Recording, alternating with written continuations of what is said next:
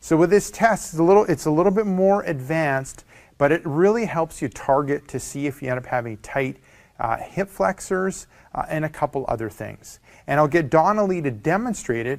And what this test is specifically called is the Thomas test. So I'm looking at going on the edge of a table. So I'm sitting on the edge of the table, preferably like where my sit bones are, ischial tuberosities. So I'm sitting there, and then I'm going to take one of the knees and pull it up towards me. So now what I've done is I've kind of locked up that pelvis.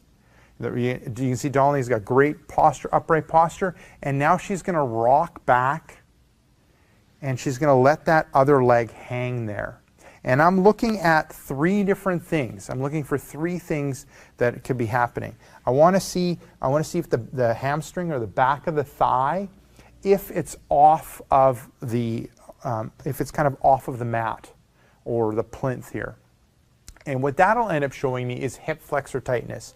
So with Donnelly, she's fine. The back of her hamstring is like below the plinth area. So she's fine when it comes to hip flexor tightness or iliopsoas tightness. The second thing I'm looking at is I want to take a look at this knee here. Now, if the bend in the knee ends up being greater than 70 degrees, then what that ends up showing me ends up showing me that she ends up being tight in that rectus femoris. So what I'm looking at is, this ends up being 90. If it ends up being less than 70, so from here to straight, it ends up showing me that she ends up being tight in that rectus femoris muscle.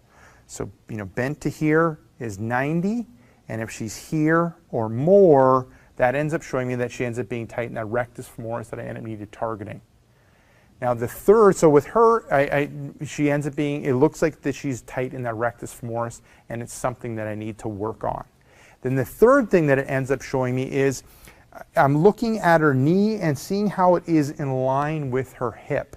If the knee is out to the side, that ends up showing me that she ends up having IT band tightness. So out to the side here, there ends up being tightness in the IT band.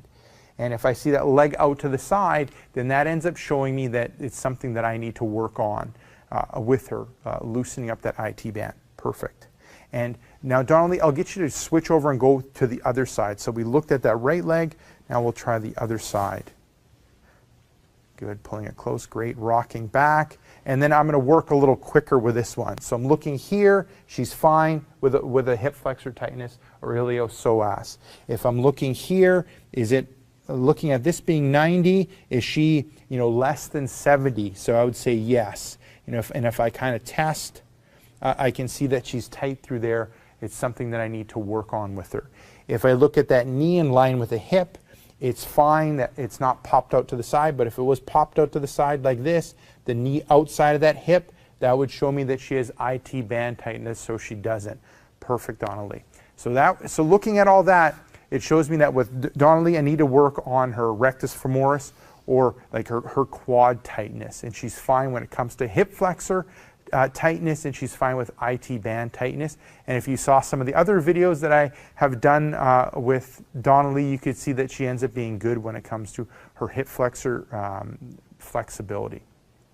So there you go. Give that test a go. What ends up working well is if you use like your iPhone and you go through the movement and someone kind of films you go through the movement from the side and from the front, you can end up taking a look at it. Or you can just have someone end up quickly testing you, looking for those three different things. So you can end up using a plinth like this. If you're in a gym setting, you can end up using like a bench to go through the test. If you're at home, you can use your table, but kind of be cautious when it comes to the table and don't go too crazy or it'll flip over. And that's from experience. Testing things out at home on the kitchen table. So make sure that you end up on a good stable table when you're going through this exercise. So this is Rick Casellas from exercisesforinjuries.com. Give that advanced test, that advanced hip flexor test, a go, and let me know how what the results are for you. So this is Rick Casells from exercisesforinjuries.com. Make sure to swing by exercisesforinjuries.com. Enter in your injury or pain. There's a good chance of an article, video, or an interview that'll help you with your injury or pain. So this is Rick Casells from exercisesforinjuries.com saying take care and bye-bye.